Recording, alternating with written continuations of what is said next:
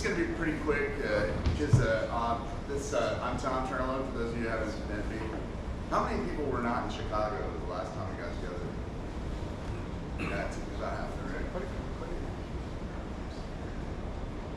Okay, so the first rule of my presentation, the email that I got from Brian and Jason was, and a lot of you have broken this rule, it said the first rule of opacity is we don't talk about opacity, and the second rule of opacity is we don't talk about opacity.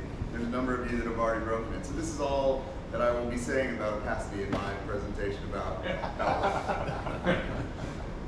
For those of you that were in Chicago, the last time that we left our intrepid heroes there, we were talking about a situation of, I've given you all a task, and I think most of you forgot about it. You don't think that I was going to come back and but I'm here because we talked about this, and Rob just talked about it.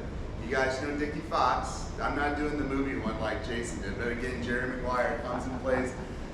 Solely is really important to the culture of HDR design is Jerry Maguire. It's the intention of what Dickie Fox tells you to do is Dickie Fox tells you that the key to this business is personal relationships, people. Rob just talked about it. And the thing is that last year, how many of you remember, I'm going to, just before I even go to the next slide, how many of you remember what I asked you to do last year and then I was going to hold you to account when I came back this year? Go ahead, James. You wanted to make sure we were reaching out to our local universities and connecting with them on a relationship basis. Who else? So universities is one. Publications. Publications was two. What was our last one? Professional organizations. Thank you. And so last time we talked about that, those of you, wherever you live, when I sit there, the next thing's coming up is a pop quiz. Can you name the dean of the school that is nearest to you? Now I know some of you are in cities where you have lots of deans. At least two would be good, especially for you LA folks. People in New York as well. The other one too is editors. I'm not necessarily talking to you about the editors for national, international publications, but if you live in Minnesota, if you live in Texas, if you live in Los Angeles, if you live in California, do you know the editor of AIA Architect California? Or if you're in Toronto in Canada, do you know it? Do you know these people? Can you name them? Can you call them on the phone? Pop quiz. So I'm going to go through this. So, if all the design principles in this room, and the thing is for me is you know my three things, right? There's three things that make you a principal. You're a principal because you can bring in work. Rob just talked about that. You can generate profit for the firm. That wouldn't be any different if we were a small firm or a big firm. You are also responsible for bringing in great people, hiring great people, and retaining great people. And it also means that you attract really good people that ultimately turn into clients, and that becomes profit, right? The other one is your job as professionals, and this is why I stuck up for you so big when Kristen was here, because we should promote you, because the idea is you should be promoting the firm. Tom is just talking to you about some of the great, Tom Caniddle. There's so many Toms, I gotta remember this. Tom K, not this Tom, Tom K, has been off and talking, and he talks about the importance of the way that sustainability is important to our company. That is key. It's one of those things that makes us a better place to practice. So I'm going to let you off the hook a little bit because they told me I had to move quickly on this. So next time when we get together, the next one. So this means it's like you guys get a whole nother freaking year. I will expect you to. I'm going to send it out before you even get here. And I'm serious about this. I want to know if you know the executive director for the AIA in your community, or in Canada, if it's a Canadian architect, or it's AIBC. I want you to be able to tell us, do you know the local design media, or it could be a newspaper editor for that matter. Whoever covers the beat in Sydney on design, you as a design pencil Simon, you should know that person. That's important, especially because you're more important for your part of the world than any of us, because as an American, I'm not going to do much help for you there. I only know one or two people. The other one I'm going to talk to you about, this one too, is I'm putting you on notice again, just the way HDR works. We talked about this, right? Right now, HDR's managing principals and everybody are putting the budgets together for the next year, okay? Next year. This time next year, we will be getting and ramping up for a passion project of mine that we've talked about, is the Venice Biennale. Now here's the one that I want to, and Simon, and then all the Canadians. We've sponsored the US Pavilion now 2 times in a row. And it's been a really good thing. One was good, one was great. I want to make sure that as we sit here, I'm setting a goal and you need to help me. This is my goal, but I need you guys to help me. We need to either be in or sponsoring either the Australian or the Canadian Pavilion for the 2025 Venice Biennale for Architecture. That's a goal that I really want you guys to help me with. And I want to say that now that the Brits are back into the mix, I promise we'll work on that. I just wasn't prepared for it this year. So. Well, there's a lot of Commonwealth on the stage. So this is the group that I've put together and worked through. So this does have the support of all the way up to the top. Brian, Chris Borman, and Doug create the executive leadership. Lois, I'll add you to that. I'm so sorry. That's an oversight on my part. I'll make sure that you do that. Thank you. Thank you. And the other one, the market sectors, as Jason told you yesterday, I tax everybody. When we do the pavilions, I literally go through and make each of these guys, plus us, everybody has to cap in $10,000 so we can get to that $50,000 magic number for the sponsorships. The communications and design representatives on this currently will be the people that will be talking about this over the next year. Jason, Rachel Coffey will be coming in from communications. Simon, of course, you're going to represent Australia. You got Don representing Canada. And I'm assuming you're probably going to be my man for England. I'll make sure that that's in there. You and Lois, I'll add to it and send this to you guys both. So this is how it works. And I've talked to all, like when we went to Impact, I literally campaigned with every managing principal that I could find, almost all of the ones I think are represented here, except for the UK. And this is the intent of the studio.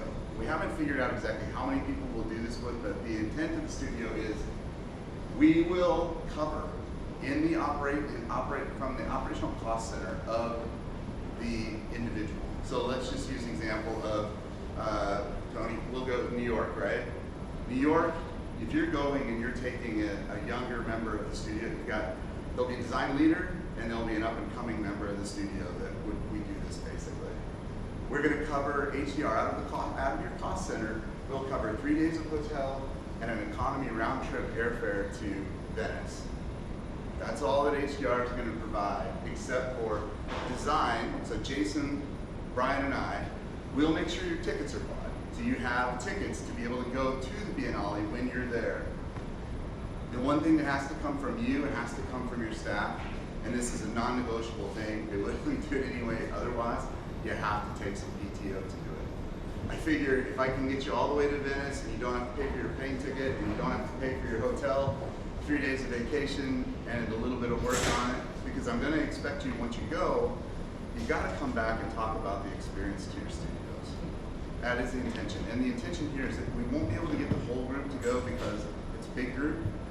We will work to systematically rotate this through to the point where people don't go over and over and over again, right? 2 or 3 leaders go this year with a group of maybe 4 or 5 younger people, and then we'll have a brand new group the next time. I understand it only comes every 2 years, but it is one where we're going to have to work through it this year to figure out exactly the system of how we determine meritoriously who goes and what happens. And I promise that the group of people that I put on there with Lois, Brian, Chris, and then Don and Simon and everybody, we'll work through it to create that and then email it out to everybody so you know what's going on. Okay, my last one, it's super pretty fast this year. I have one this one I want to have a little bit of discussion with you. I talked to a couple of you really quickly. My big stretch for this year is what I would really like to do is I would like to create HDR press. So how many people in the audience here have had a published book or are working to try to get a book published right now? Okay. It's a pain in the ass, right? A lot of work. What I'd really like to be able to do is I would like HDR to be able to take out some of the pain of that and have you guys be able to write your application to do a book so that we can actually go through that and work through it. And what I'm talking about there is, again, it's a really passionate thing. If you heard me talk earlier when we were talking with Kristen, I wasn't getting angry, but my thing is, the interesting thing about my job is to do outreach, but also to promote all of you. And it's a hard job because you just keep getting to be a bigger and bigger group. But when I see Tom Knittel, and I know the incredible knowledge he has on sustainability, and then I see Rob with his knowledge on mass timber, some of the things that like Bill and others are doing, I feel like you guys, in a short amount of time, we could put together a book if I had the right people available to help you put it together, make sure that it could be printed, and send it out to the world. I mean, it doesn't take long. An average fellowship costs the company $50,000, and when we did Rural Resolve, we asked for an additional $10,000 for the printout, to just print the thing. In that time, we've had 5 clients come in, and we've made over $1 million in fee based on a $50,000 investment in a small book. Now, I can imagine if we took your knowledge and put it into a book, I gotta imagine that'd be a hell of a lot more than $1 million. Rural healthcare isn't as exciting as mass timber. I think the crappiest like research subject. The other one that's really exciting about this one though is like, I want to be able to do thought leadership profiles. So many of you know pamphlet architecture. How many of you have ever seen Excel, a little Excel book on Excel Hospital? Have you seen that? That was another one that we sold out on that, and it's just kind of a funny little book that just talks about what we know about doing really big hospitals. I mean, Brian talked about it. That's one of the things that we're supposed to be good at, and the other ones we want to be cool about the way that we do it as opposed to the really lame stuff. The last thing I'll tell you is that if you remember when we did 33.3, we were going to be in Los Angeles for the AIA convention, and then COVID came and messed everything up. But the wonderful thing that came out of it is we have a fantastic relationship with Hennessy and Ingalls in Los Angeles. Now, how many people in the audience know who Hennessy and Ingalls is in LA? Okay, for those of you that don't know, Hennessy and Ingalls is probably by far, I think, one of the best design and architecture book retailers in the world. So many of them disappear and whatnot. But Hennessy and Ingalls has always been to the point where if we send them a box of something, they will put it on the website, they will sell it for us. And I called them and asked them about this idea after, and so I had to talk to Doug about this. Doug he said if you guys signed off on it, it would be okay, but I also talked to Steve LaHood and Marty because they're going to be the ones that most likely would take it. But the intention here is that we have a group of people that work on the opacity book, and they do that, but the intention here was we would try to get it to the point where we probably have, with our current staff, the ability to probably do about 5. So I don't want you to get your hopes up that I'm talking about like every single one of you would have a book by the end of the year, but the intention is every year we could strategize to the point of doing one thought leadership book, a couple of profiles. Like personally, Kate's not here today, but there's part of this in me too that it's like, I think the world of Kate Diamond. I think she's given a lot to the firm. And again, I go back to that point when I talked about, Kristen, it's like, I would like to be able to do a profile book on Kate Diamond before Kate Diamond retires. I don't want to give the book to somebody when they retire. It doesn't do us any good from a business standpoint to do a book about their career when they're not marketing for us anymore. These are the things that we take the time and we spend the money to do that. I don't know how many of you know that. We've done these fantastic books for these people when their career is over. I'd rather catch them when they still have 5 good years so I can squeeze profit out of them. So the intention here is that with your vote of support, the intention is that the next year when I come to see you, that not only will we be here to talk to you about what's going to happen with the Venice studio, but we will talk to you about if HDR Press got some legs, and I will be announcing the first call for publications from you guys. So, is there any other? That's all I got. Fine. Good. Yeah, just as a point on this. I've got a buddy of mine who's in an architecture firm in Thailand. He's one of the top guys. It's called Architects 49, A49. The largest in Thailand. They've got 300 people maybe in that office there. They have their own publishing company, and they produce and edit as a profit center by itself books on all their projects, pamphlets, and other people's works, photography, art, blah, blah, blah. It's its own center. It operates, it teams with project leaders, and they are constantly producing high quality stuff that they sell everywhere. Can I jump on that? So, because Nouvelle, I spent some time at Dallas. I didn't know this until I got there. His closest cadre people around him, does, he has a writer who's part of the team, and then he's got a publisher.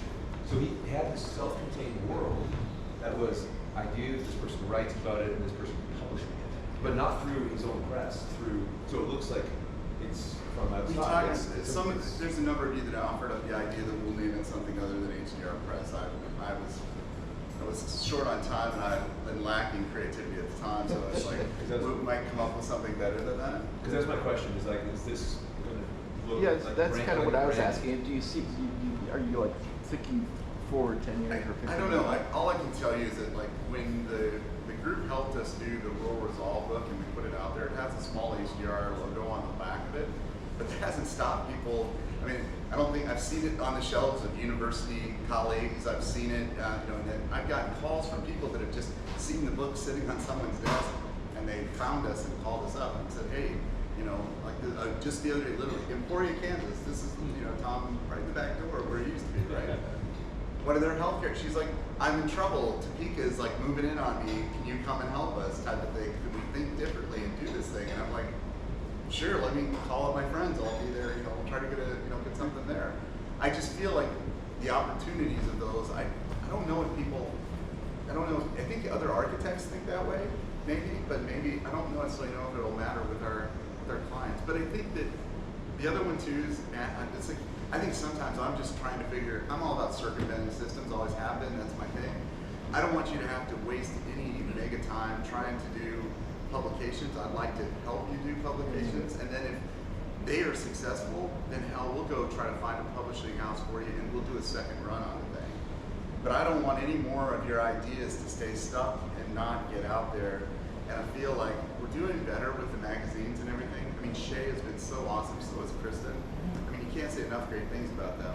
But the one is that I feel like this. And then the other one is I feel like, is from one colleague to you, is that a gift kind of a thing for your legacy. Because I know you guys give your blood and your sweat and your time. You take time with your families. To be able to say that this is, what you gave to HDR and be able to allow you to, again, my saying, right? I want you to be able to stand in front of the letters, not always have to be behind the letters.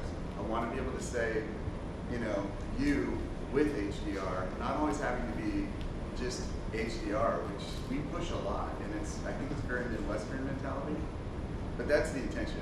It's kind of, so we'll see what happens. It's one like, I've seen a lot of nodding heads, so it's one where, like, is there any like nays on any of this? Like, you had a good point. I mean, it could look pretty self-serving, but I think we can figure a way to circumvent that a little bit.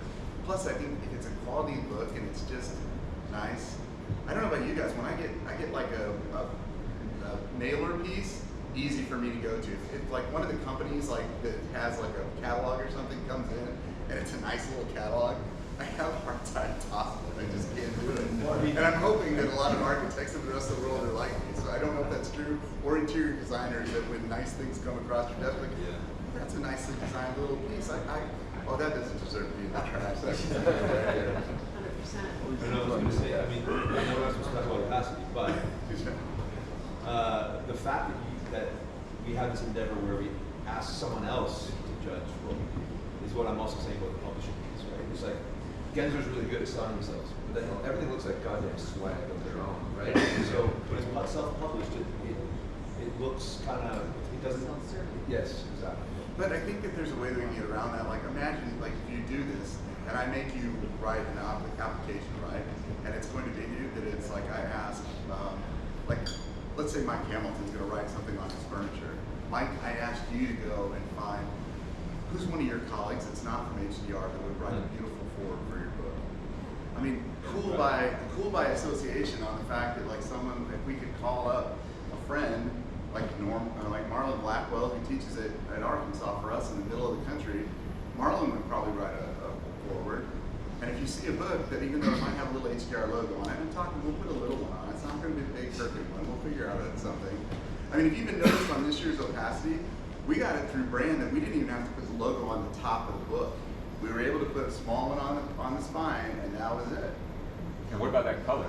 Yellow. No, the yellow is another one. I don't think you guys realize exactly how awesome a win that was for us. Like yellow going through corporate was, But so I appreciate all your time and everything, and it's one where, as it goes out to you, continue. I will be coming back. I said, if you guys know, there's 3 things here. I'm going to ramp up in my veracity towards you about, you got to start getting out and meeting these people. It's part of your job. And it's like, I can do only so much of it for you. I'm only one guy, and you've become a big group of people. Get out there and talk. If you need a coach, call Kristen or I, and we will help you get into those folks. But I said, I think, Lois said it really well, like when she showed what she's doing and all of those. We need all of you to have that kind of network. All right, I did talk just long enough so that Brian could walk in the room. I'm done.